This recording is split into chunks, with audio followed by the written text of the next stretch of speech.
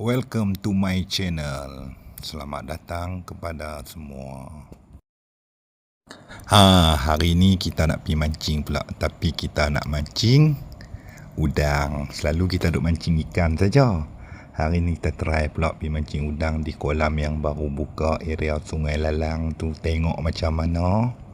Sama ada gasak atau sebaliknya. Tunggu dan lihat.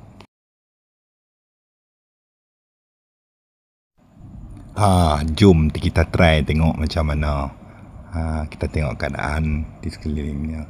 Letak makan terus. Letak makan terus. Ni buat tangan saya semakin ketak ni. Strike sungguh.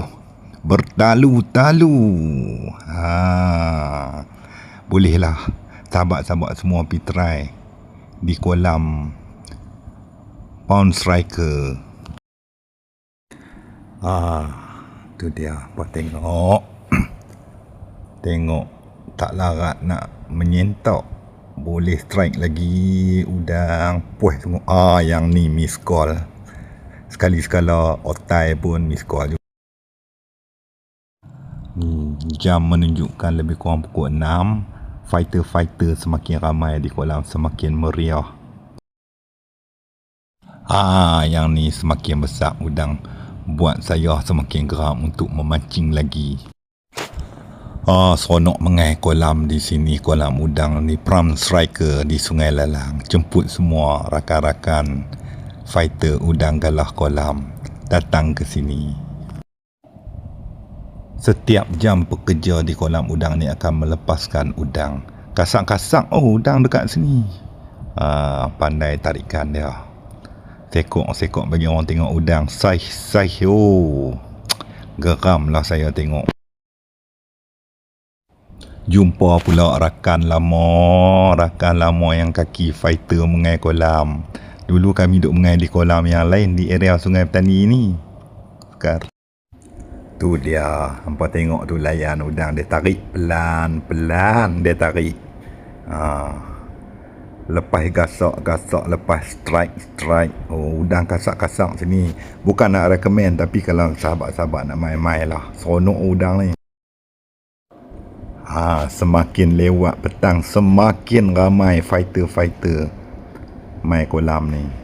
Mereka akan repeat punya sebab best.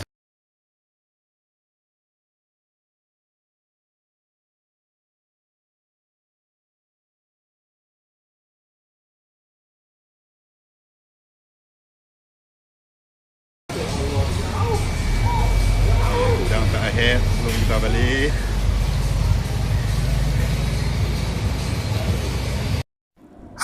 Jom tengok hasil yang saya dapat hari ini. Selama 3 jam memancing di kolam Pound Striker di Sungai Lalang ni. Udang-udang dia kasak-kasak. Tu dia. Sekok saya tunjuk.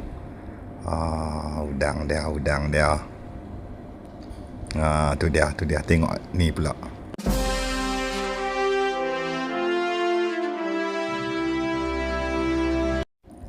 Udang-udang yang dapat sempat saya rakam.